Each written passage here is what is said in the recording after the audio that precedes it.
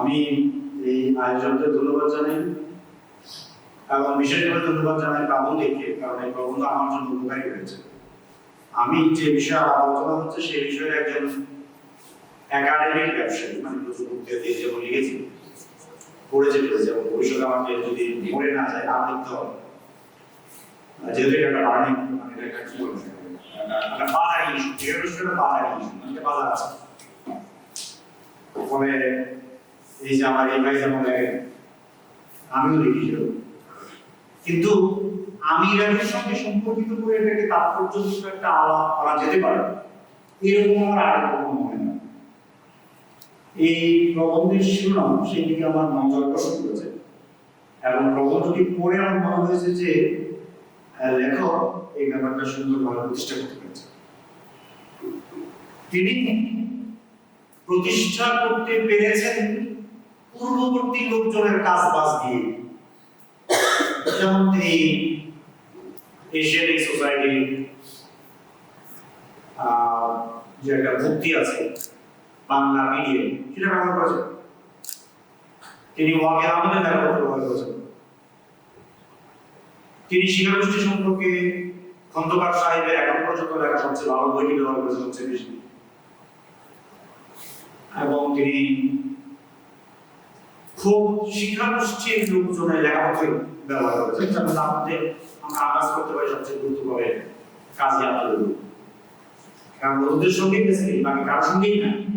একজন জোর দিয়ে বড় বাড়ি কারোর সঙ্গেই না, ওদের সঙ্গেই বেসিক্যালি প্রবণতার দিক থেকে সৈয়দ আমির আলী মিয়ানজির আছে। ফলে বিস্ময়কর নয় যে প্রবন্ধে প্রধানত কাজী আব্দুলের লেখাই এই প্রবন্ধে সৈয়দ আমির আলীর সঙ্গে শিক্ষাগোষ্ঠীর সম্পর্ক প্রতিপাদনের জন্য উদাহরণ হিসেবে ব্যবহার করেছে। এবং এই ব্যাপারগুলো আমার চোখের সামনে থাকার পরও এই ব্যাপারটা আমার সামনে গুরুত্বপূর্ণ হয়ে ওঠে না কেন? এইটা আমার কাছে একটা গুরুত্বপূর্ণ প্রশ্ন।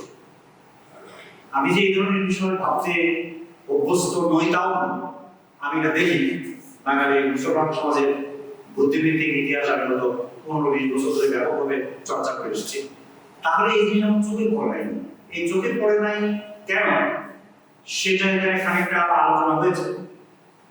কবি এবং ক্রিয়েটিভ এটা খানিকটা অন্যভাবে এই প্রসঙ্গটা উত্থাপন করেছেন যে কি আমরা দেখি কি দেখি না, কতটা দেখা উচিত ইত্যাদি ইত্যাদি। সেটা আমি একদম শেষে আরেকবার বলব। আমার কাছে যে বিষয়টা পাঠানো হয়েছিল সেটা কোথায় একটু চেঞ্জ হয়েছে, অল্প, খুব বেশি চেঞ্জ হয়, অল্প চেঞ্জ হয়েছে। আমার কাছে যে কপিটা পাঠানো হয়েছিল সেটা অবলম্বন করে কয়েকটা বিষয় যা লেখা হয়েছে সেই বিষয়ে আমার কিছু কমেন্ট টাইপের করি। যেমন পৃষ্ঠা 3 এই সংস্করণটা খুব কাছাকাছি হবে, যেটা আমির আলী তাত্ত্বিক বৌদ্ধিক অনুপ্রেরণা এই শিরোনামে আছে। সেখানে আত্মপরিচয় প্রশ্নে বলা হয়েছে, এটা অবশ্য প্রাথমিক আজকে বক্তৃতা হয়েছে, আত্মপরিচয় অংশে বলা হয়েছে ব্যক্তির জায়গায় তার প্রধানত ধর্ম পরিচয়। এই বিষয়ে এগুলো খানিকটা কথা বলছেন। আমার মনে হয় যে এটা খুবই ইম্পর্টেন্ট একটা ব্যাপার যে এই ধরনের একটা সিদ্ধান্ত আমরা চট করে নেব। ব্যক্তির দিক থেকে প্রধানত ধর্ম পরিচয়টাই নেই, আইডেন্টিটির প্রধান পরিচয়, এই কথা আসলে অনেক সমস্যা আছে। প্রাবন্ধিক বাংলা অঞ্চলে হিন্দু এবং মুসলমান জনগোষ্ঠী বাংলাভাষী হিসেবে প্রায় হাড্ডাহাড্ডি লড়াই করতে পারে এরকম পরিমাণ এবং ঐতিহাসিক বাস্তবতার মধ্যে আছে উল্লেখ করেছে।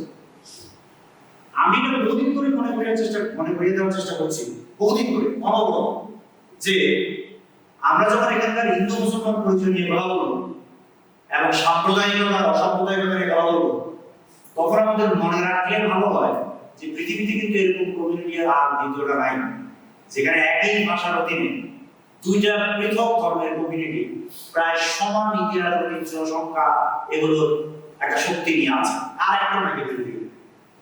ফলে আমাদের এই ব্যাপারটা একটা সতর্কতার সঙ্গে ডিল করা উচিত, যেটা আমরা প্রায় শুরু করি।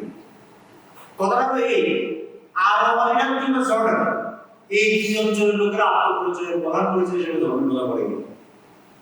অথবা সৌদি আরব এবং ইয়েমেন, এরা আত্মপরিচয়ের প্রধান ব্যাপার হিসেবে ধর্মের কথা বলে কিনা? এই যে ইয়েমেন এবং সৌদি আরব মারামারি হয়ে এক পক্ষ পুরো সাইজ হয়ে যাচ্ছে, এরা আত্মপরিচয়ের প্রধান চিহ্ন হিসেবে ধর্মের কথা বলে কিনা? এই ব্যাপারটা আরেকটু জটিলতার সঙ্গে দেখা উচিত। ল্যাটিন আমেরিকার লোকেরা যারা প্রায় খ্রিস্টান, তারা আত্মপরিচয় হিসেবে নিজেদের ধর্মের কথা বলে কিনা, এবং তারা যে দেশ অনেকগুলো দেশে ভাগ হয়ে আছে, এই ভাগাভাগির ক্ষেত্রে তাদের আত্মপরিচয়ের প্রধান চিহ্ন। আমি কথাটা বিশেষ করে বলতে এই জন্য যে ব্রাহ্মণী তার আলাপে এবং লেখায় এই প্রসঙ্গে বিপুল পরিমাণ নির্ভর করেছে, ফলে এই বাক্যের ব্যাপারে আমি সাবধান থাকতে বলবো। আত্মপরিচয়ের ব্যাপারটা আসলে সবসময় অপরের শত্রুত্বে নির্দিষ্ট হয়, অপর তার শত্রু নির্দিষ্ট হয়। আত্মপরিচয় আসলে কোনটা কথা, যেমন এই জায়গায় যদি আমাদের অধ্যাপক সিরাজ ইসলাম চৌধুরী থাকতেন, তিনি সঙ্গে সঙ্গে না করে বলে উঠতেন যে আত্মপরিচয় প্রধান চিহ্ন হলো আসলে কোনটাই না। আমি ওগুলো সাবধান করছি যে আত্মপরিচয়ের চিহ্ন কোনটা অনেকগুলো আছে, তার মধ্যে কোনটা প্রধান এবং কোনটা কখন ব্যবহৃত হবে এটা সবসময় আসলে অপর, আমি যে মুহূর্তে যে বিষয় নিয়ে ডিল করছি, যে সাপেক্ষে আত্মপরিচয় নির্ধারণ করছি, সেই সময় অপর তার বিরুদ্ধে নির্ধারিত। সুতরাং এই মন্তব্যটা একটা সতর্কতার সঙ্গে বিচার করা দরকার। একই পৃষ্ঠায় একটু পরে শিকাগোস্টি রেনেসাঁ ক্রুজদের দ্বারা প্রভাবিত হলেও রেনেসাঁ সিলসিলা ও উত্তরাধিকার হতে পারেনি, এরকম একটা মন্তব্য আছে। এটা পরে আমাদের আরেক আলোচক এটা স্বীকার করেন, তিনি বলেন যে এটা প্রায় বিরোধী কাজ করেছেন। আমি মনে করি যে এই ব্যাপারে সতর্কতার প্রয়োজন আছে। দুই ধরনের আলাপ চলতে পারে। একটা হলো শিকাগোষ্ঠীর লোকেরা কি মনে করতেন, এই আলাপ চলতে পারে। যদি এই আলাপটা আমরা প্রায়োরিটি দিই তাহলে এই কথাটা একদম মিথ্যা। কারণ শিকাগোষ্ঠী বেসিক্যালি 19th সেঞ্চুরিতে রেনেসাঁ মধ্য দিয়ে যা যা অর্জিত হয়েছে, নিজেদেরকে এগুলো একদম সরাসরি পেতে আমরা করতেন। এটার সঙ্গে কোনো বিরোধী শিকাগোষ্ঠী কখনোই লিপ্ত হন নাই। নোটে একটা বাক্য আছে 19th সেঞ্চুরিতে রাজা রবীন্দ্রনাথের যারা সেন্টার, তাহলে সংস্কৃতি কিংবা সভ্যতা কিংবা প্রগতি ইত্যাদি প্রশ্নে বা ব্যক্তিত্ব, ব্যক্তির বিকাশ, এগুলো তো শিকাগোষ্ঠীর প্রধান ব্যাপার। শিকাগোষ্ঠী ঘোষিতভাবে বিপ্লব বিরোধী এবং ইভলিউশন বিরোধী, হিউম্যানিস্ট ঘোষিত প্রত্যেকে এটা ঘোষণা করেছে, ব্যতিক্রমী নয়। ওই ব্যাপারগুলোতে রাবীন্দ্রিক প্রধান পজিশন ছাড়া, আমরা জানি যে রাবীন্দ্রিক প্রধান পজিশনটা বেসিক্যালি হলো ভিক্টোরিয়ান পজিশন, মানে যেটা স্ট্যান্ডার্ড ছিল কালচার। আমি পরে দুই একটা মন্তব্য করব। এই তিনটি শিক্ষাগোষ্ঠীকে যদি তাদের লেখাপড়ার সাপেক্ষে বিচার করি, তাহলে আসলে একটা সিলসিলাই করতে হবে, মানে ধারাবাহিকতা রেখে হবে। ফলে তারা ওই ধারাবাহিকতার অংশ নয়, কিন্তু সরাসরি সিদ্ধান্ত নেওয়ার অবকাশ কম। একটা স্কোপ আছে, যেটা হলো পরবর্তীকালে আমরা যদি এটাকে ইভালুয়েট করি, যে আসলে তারা সিলসিলা মনে করতেন, একই ধারাবাহিকতা মনে করতেন, কিন্তু এই কারণে আমরা বলতে পারি যে আসলে একই ধারাবাহিকতা এইভাবে করতেন। ফলে এই মন্তব্য সতর্কতার সঙ্গে করা আবশ্যক, যেহেতু তাদের লেখাপড়ে এর কোনো নজির পাওয়া যায়। একেবারে শেষ লাইনে বোধহয় অসততা দর্শক প্রাবন্ধিক বলছেন যে আমির আলী বাঙালি মুসলমানের মুক্তির পথ খুঁজেছে। খুবই সাবধান, ওই সময়ে বাঙালি মুসলমান বলে কোনো ক্যাটাগরি ছিলই না। ওরা প্রত্যেকেই কাজ করেছে অল ইন্ডিয়া মুসলিম, এবং ওই ভাষা ছিল উর্দু। এখানে এক জায়গায় ফার্সি লেখা হয়েছে, ফার্সি না, আক্ষরিক অর্থে উর্দু। আমরা যদি উর্দুকে একটু শিথিল অর্থে ব্যবহার করতে চাই তাহলে বলি হিন্দুস্তান, কিন্তু কিছুদিন ফার্সি রাষ্ট্রভাষা ছিল, ফার্সি আদালতের ভাষা ছিল, কিন্তু ফার্সি মাতৃভাষা ছিল এমন উল্লেখযোগ্য কোনো কমিউনিকেশন ভাষা ছিল। এখন মাতৃভাষা কিন্তু প্রচুর চর্চিত, এরকম প্রচুর লোক আছে, প্রচুর লোক ছিল। এই যে বাঙালি মুসলমানের সঙ্গে আমির আলীকে ঐতিহাসিকভাবে বেশি পরিমাণে সম্পৃক্ত করা এই প্রবন্ধে আছে, এটা আমাদের একটা হিস্ট্রিক্যালি একটা তুলনামূলক কোটানমূলক ভুল সিদ্ধান্ত। কথাটা তো এই যে ঘটনাটা ঘটেছে বলতে, ঘটনা যদি কলকাতায় ঘটছে, উত্তর ভারতে নয়। ফলে কলকাতায় মুসলিম কমিউনিটি বাংলা ভাষায় এগুলোর প্রভাব কিন্তু বেশি পড়ছে। দুটো ধরনের আমাদের সামনে খুব বড় বলা যায়, এই উত্তরভাষী হচ্ছিল বাংলা ভাষা, সংস্কৃতি এবং রবীন্দ্রনাথের প্রবল চাপে প্রবল আকর্ষণে সে বাংলা দিয়ে চলে আসছে। আর সেকেন্ড ঘটনা আমরা একদম করেন বেগমকে আউট উর্দুভাষী পরিবারের লোক, ভাষা উর্দু ছিল এবং বেগমের লেখালেখিতে সমস্ত রেফারেন্স কিন্তু উর্দু কমিউনিটি, সমস্ত রেফারেন্স। এটা কেমন রাখবেন, এটা মাথায় না রাখলে রোগার এক লাইনও করতে পারবেন না, সব কিন্তু উর্দু রেফারেন্স। কিন্তু যেহেতু তখন বাংলা সাহিত্যের, সংস্কৃতির, প্রকাশনা কালচারের, বুদ্ধিজীবিতা এবং অন্যান্য সাংস্কৃতিক চর্চা একটা প্রবল প্রভাব ছিল, ফলে রোগা সহজে বাংলাকে অবলম্বন করেছেন এবং বাংলা ভাষা গুরুত্বপূর্ণ হয়েছে। তার মানে কলকাতায় হওয়ার কারণে আমেরিকা আমাদের যত কাছের মনে হয়, সেই কাছের হওয়ার সূত্রে আমরা যদি মনে করি যে বাঙালি মুসলমান নিয়ে কাজ করছেন, তাহলে বিরাট একটা হিস্ট্রিক্যাল প্ল্যানটা আমরা করি প্রাইমারি আমি। তার কারণে এটা লক্ষ্য ছিল অল ইন্ডিয়া এবং ভাষার উচ্চারণ করে বাংলাদেশের উর্দু। আমাদের এখানে উর্দু ভাষার এই পার্সপেক্টিভটা লোকে সাধারণত বাংলা উর্দু বিরোধ দেখানোর সময় মনে রাখে, তখন কিন্তু ইন্ডিয়ান পার্সপেক্টিভে লোকে মুসলমানদের কথা উর্দু বলবে, কারণ উর্দুর মধ্য দিয়ে একমাত্র উত্তর ভারতের সঙ্গে সম্পর্কিত হতে পারবে। এই প্রবলেম কিন্তু গোটা প্রবলেম, এটা কিন্তু এমনকি শেরে বাংলার ফজলুলের মধ্যে হচ্ছে। আমাকে কলকাতার এক পণ্ডিত স্কলার বললেন যে শেরে বাংলা উর্দুর পক্ষ নিচ্ছে, এটা কিভাবে সম্ভব?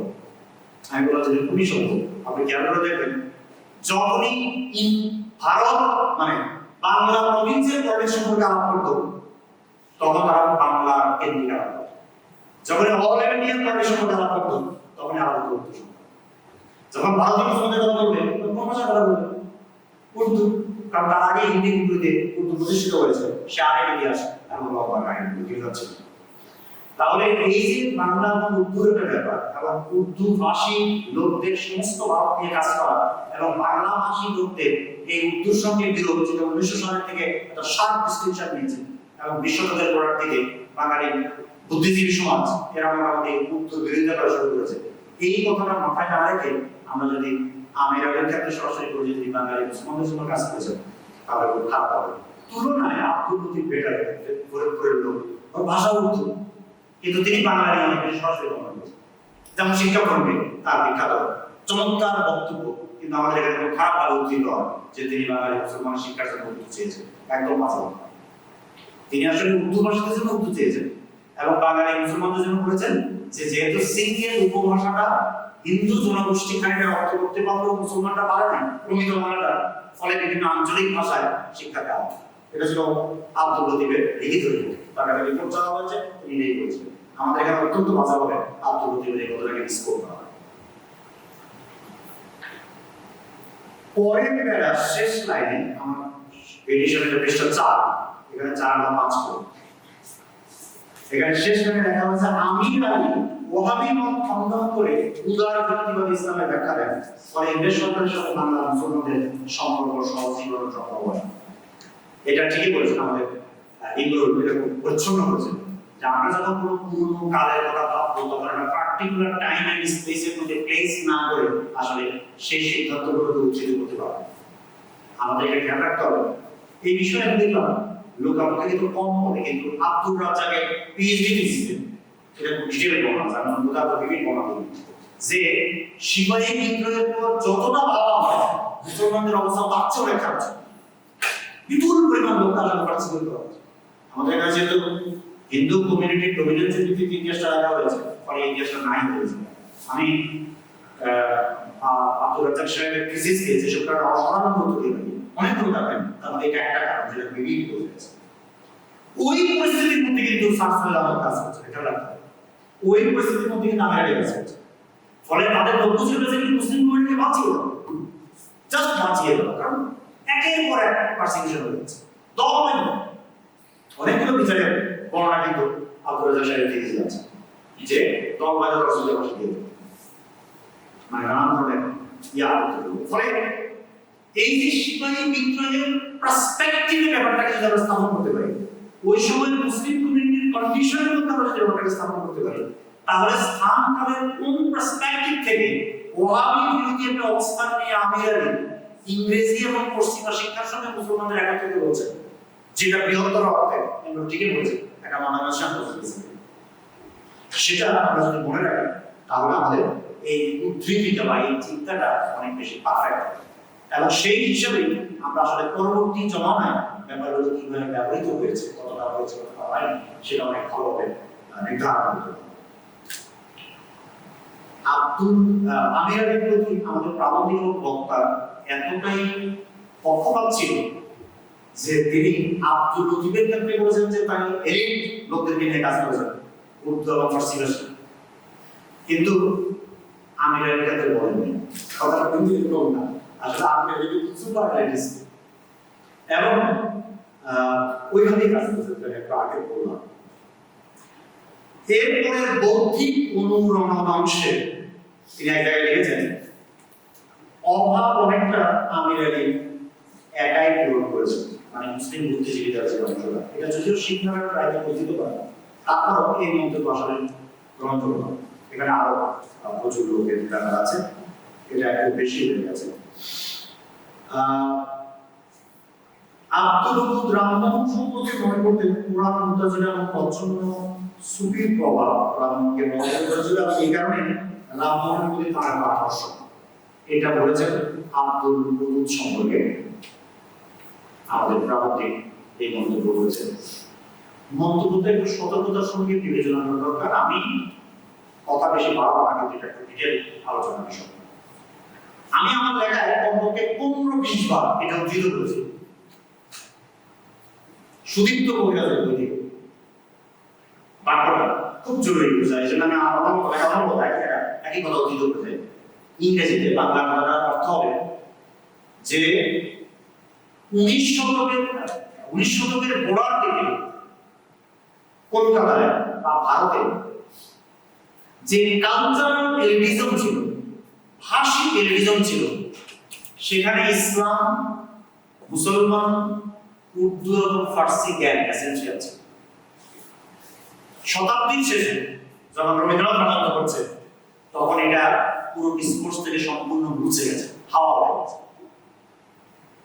এই কথাটা মাথায় রাখলে আমরা রামমোহন রায় কেন ইসলাম নিয়ে আগ্রহী ছিল, ফার্সি ভালো জানতেন, ফার্সিতে দুনিয়ার প্রথম পত্রিকা সম্পাদনা করেছেন, এবং 1815 পরে কলকাতায় সেটেল হওয়ার পরে এই সম্পর্কে আর কখনো কোনো মন্তব্য করেন নাই, এটা বুঝতে পারবেন। রামমোহনের কিন্তু লাস্ট যেটা কলমক্ষম সময়, এই সময় মধ্যে ইসলামের কোনো রেফারেন্স পাওয়া যায়। আব্দুল ওদুদ মিয়ান কিছুদিন আগে লেখার সময় এই মন্তব্য করেছিল যে আব্দুল ওদুদ এই কথা বলেন, আব্দুল ওদুদ এই কথা বলেন যে রামমোহন একত্ববাদ দ্বারা প্রভাবিত হয়েছে। আব্দুল ওদুদ চেপে যান, কোনটা চেপে যান? 1815 সালে রামমোহন রায় যে দুটো বই বের করেছিলেন, একটা নাম হলো বেদান্ত গ্রন্থ, আর একটা নাম হলো বেদান্ত সার। এই দুইটা বই কেন ইউনিটারি খ্রিস্টান লোকেরা আর ইংরেজিতে এবং জার্মানি এবং ইতালিতে এবং অন্য অনেক ভাষায় রাখার অনুবাদ করলো?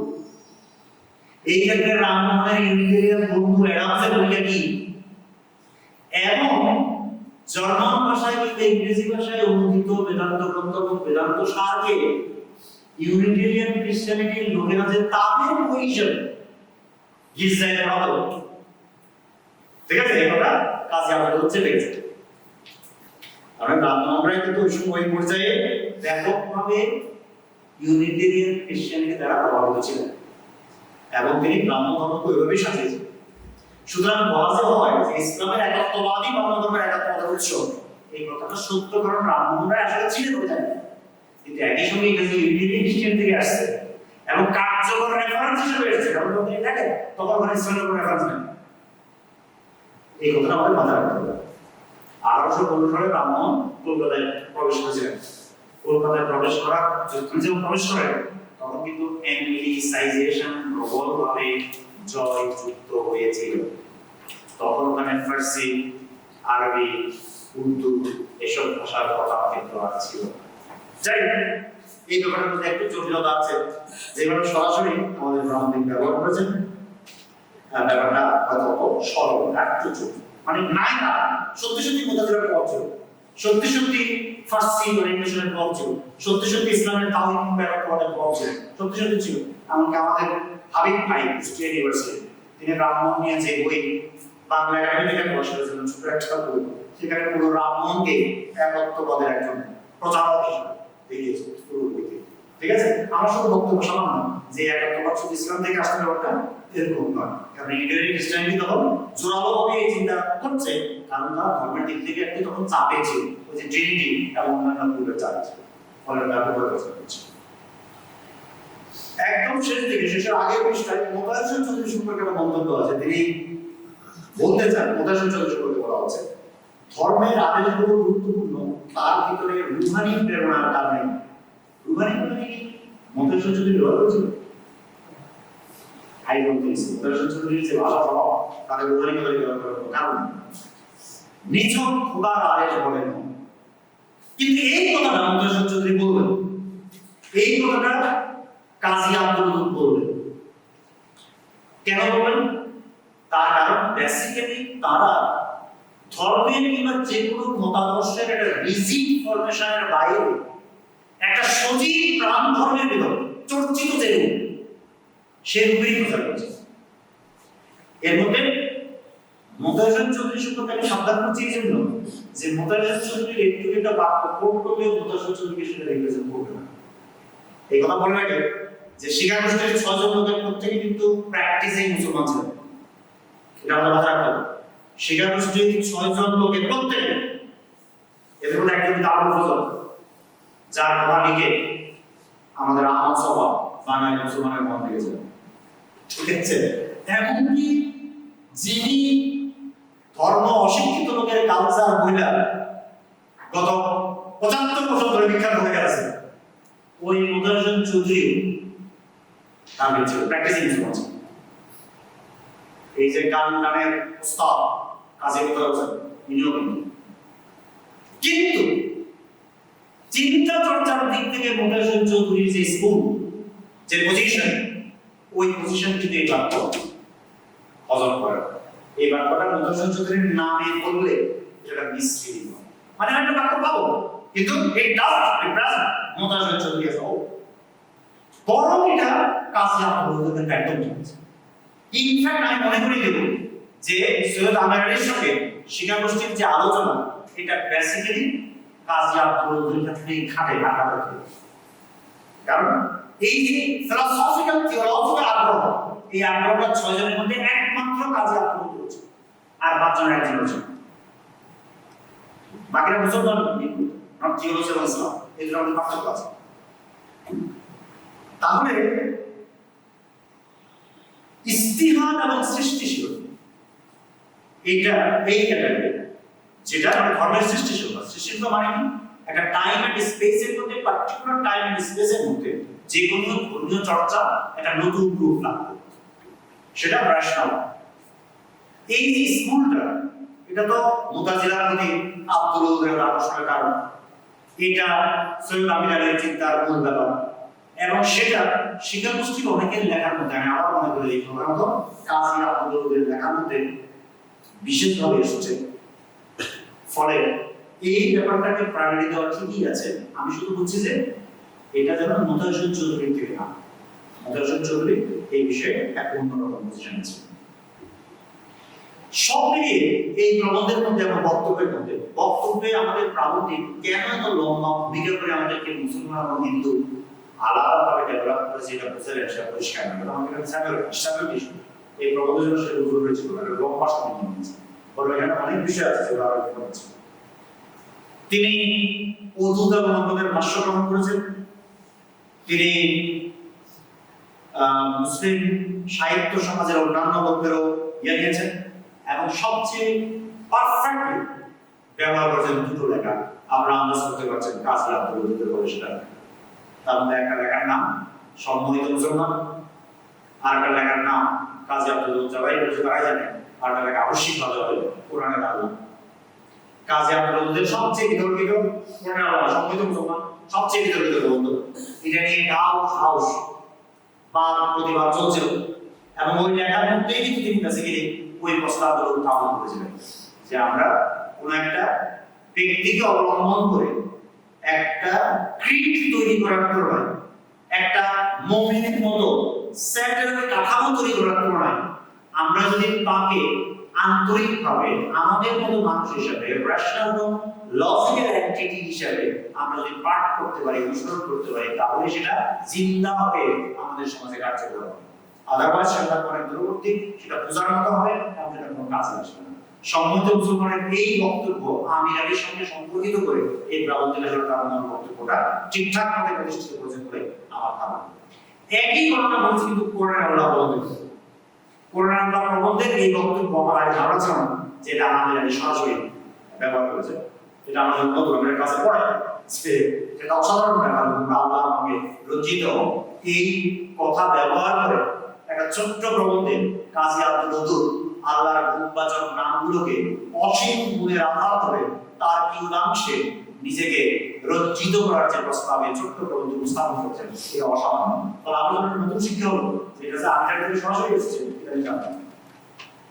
এবং এই দুটো প্রধান থিওলজিক্যাল প্রপোজিশন যদি সৈয়দ আমিরার থেকে আসে তাহলে আমরা নিশ্চিতভাবে এটা বলতে পারি যে এই প্রাবন্ধিকের প্রপোজিশন একদম ঠিক আছে। সেই প্রপোজিশনটা হলো শিক্ষাগোষ্ঠীর সাবস্টেন্সিয়াল আমিরারি দ্বারা প্রভাবিত ছিল। প্রবন্ধের এক জায়গায়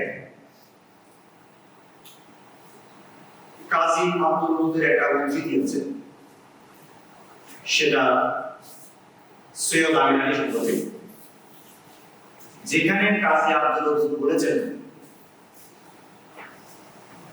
যে সৈয়দ আমিরারি ওয়েস্টার্নাইজড ছিলেন, অথচ কওমের প্রতি তার দরদ ছিল। এই যে কওমের প্রতি দরদ, এটা খুবই important marker. And to me, I am very much critical about শিক্ষাগোষ্ঠী in various perspectives.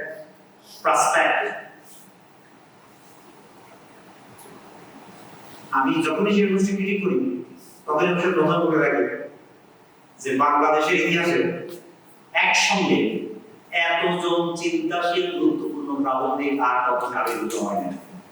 এটা বলে রাখি, আমি এটা হচ্ছে অশ্রদ্ধা করছি না, এটা যেন প্রমাণিত হয়। কিন্তু I am very much critical. কিন্তু একটা ব্যাপারে আমি নিঃসংশয় প্রত্যেক কমিউনিটির প্রতি দরদটা অসাধারণ ছিল। আমি ক্রিটিক করি হলো পদ্ধতিগত দিক থেকে, এগুলো খানিকটা ক্রিটিক করেছে। আমি ক্রিটিক করি পদ্ধতিগত দিক থেকে। আমি যতগুলো দেখা গেছে ইনসিডেন্টের সকলেই ক্রিটিক্যাল, ওটা পদ্ধতিগত দিক থেকে তারা কিভাবে করেছে ওই করতে চাওয়ার মধ্যে মুসলিম কমিটির সঙ্গে অ্যাটাচমেন্টটা হয়েছিল, কিন্তু তাদের যে অসাধারণ দরদ ছিল এতে কোনো সন্দেহ নেই। তাহলে ওই দরদের সূত্রটা যেটা সৈয়দ আমিরারিও ছিল এবং আমিরারি প্রসঙ্গে কাজী আব্দুল ওদুদ উল্লেখ করছেন, ওই দরদের সূত্রটা যেমন আমাদের পরিষ্কারভাবে মনে রাখতে হবে। কমিউনিটি ফিলিংস, তখনকার দিনে কমিউনিটি ছিল মুসলমান, বাঙালি মুসলমান কমিউনিটি। আমি অনেকবার লিখেছি যে ওই সময় হিন্দু এবং মুসলমান হিস্ট্রিক্যাল চর্চাগত কারণে এমনভাবে প্রতিষ্ঠিত ছিল যে শিক্ষাগোষ্ঠীর মতো বাংলার ইতিহাসের সবচেয়ে কোট আনকোট অসাম্প্রদায়িক, quote unquote liberal, quote unquote humanist গোষ্ঠীও নিজেদের নামে মুসলমান কথাকে ব্যবহার না করে পারেন। এটাই ছিল সমস্যা। এটা প্রতিষ্ঠিত হয়ে গেছে ইন্ডিয়া ও মুসলমান এই দুটো শব্দ। এটাকে ঠিকই বলেছেন যে আসলে হিস্ট্রিক্যাল কনস্ট্রাকশনের দিক থেকে দেখতে হবে। এটা ওই সময় প্রতিষ্ঠিত ছিল, তারপরে এই ছিল আছে অনেক আগে ছিল আগে না, অনেক পরে ছিল আগে না, ওই সময়টা থেকে ছিল। এবং আমাদের আরো ভালো লাগতো শিক্ষাগোষ্ঠীর ক্ষেত্রে যেটা এখানে কিন্তু দুই একটা লাইন আমরা লিখলাম, মুসলিম সম্পর্কে লিখলাম, এখানে প্রকল্প মুসলিম কথা নাই থাকলে ভালো হতো, কিন্তু আমাদের যখন আলোচনা করেছেন তখন সৌভাগ্যবশত নজরুলের নাম নিয়েছেন। শিক্ষাগোষ্ঠীর এক্সটার্নালি সবচেয়ে বড় প্রেরণা ছিল নজরুল, শিক্ষাগোষ্ঠীর ইন্টারনালি সবচেয়ে বড় প্রেরণা ছিল রবীন্দ্রনাথ।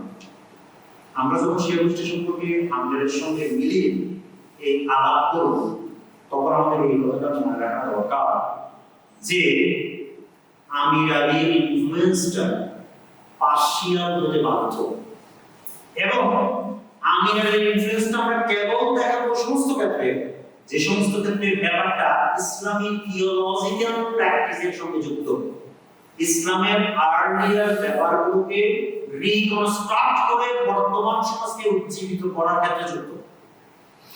একদম ঠিক করেছেন প্রাবন্ধিক যে এই কাজ করার কারণেই রামমোহন রায়ের প্রতি কাজী আব্দুল ওদুদ সবচেয়ে বেশি ভরসা করতেন। এত লিখিত কাজ না যে এই কারণে পছন্দ করেন। The very question is that Kazi Abdul Wadud নিজে সেই কাজ করতে অগ্রসর হয়েও পরে আর করতে পারলেন না কেন? কাজী আব্দুল ওদুদ কিন্তু পরে জীবনী লিখেছেন, কোরআনের বাংলা অনুবাদ করেছেন, কিন্তু এক্স্যাক্টলি রামমোহন রায় যে ধরনের কাজ করেছিলেন, যে কাজ তিনি অ্যাপ্রিশিয়েট করতেন, মুতাজিলারা যে কাজ করেছেন, মানে কাজী আব্দুল ওদুদ এই ব্যাপারে প্রস্তুত থাকার পরও, আগ্রহী থাকার পরও, গুরুত্বটা বোঝার পরও সেই কাজটা করতে পারেননি কেন? এই প্রশ্নটা অত্যন্ত জরুরি, যে প্রশ্নটা এই প্রবন্ধে থাকলে আমি অপেক্ষাকৃত বেশি স্বাচ্ছন্দ্য বোধ করতাম।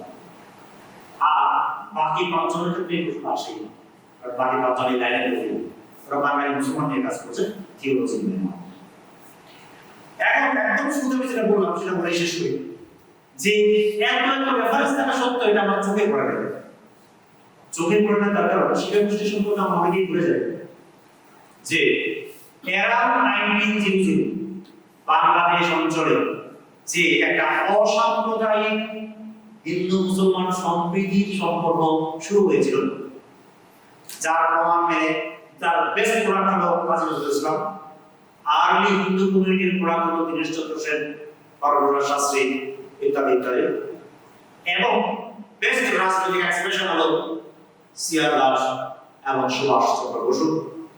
বেস্ট পলিটিক্যাল পরিণতি হলো 1923-এর বেঙ্গল ব্যাংক, এবং সর্বশেষ একটা হলো মুসলিম সাহিত্য সমাজ। আমাদের ভুলে গেলে চলবে না, এরপরে 1932-এ সাম্প্রদায়িক হয়ে যাওয়া হবে, 1926 সাল থেকে রেগুলার দাঙ্গা শুরু হবে, এবং 1932 সালের পরে শিক্ষা গোষ্ঠী যে আর কাজ করতে পারবে না, যুগে যুগে আর মাত্র 3 বছর চলবে, তারপর বন্ধ হয়ে যাবে। এটা কিন্তু আসলে টাইম এন্ড স্পেস এর নয়।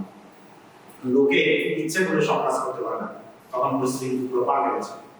এখানকার রাজনীতি, এখানকার সমাজ, হিন্দু মুসলমান সম্পর্ক, এই পুরো পরিস্থিতি কিন্তু কমপ্লিটলি পাল্টে গেছে।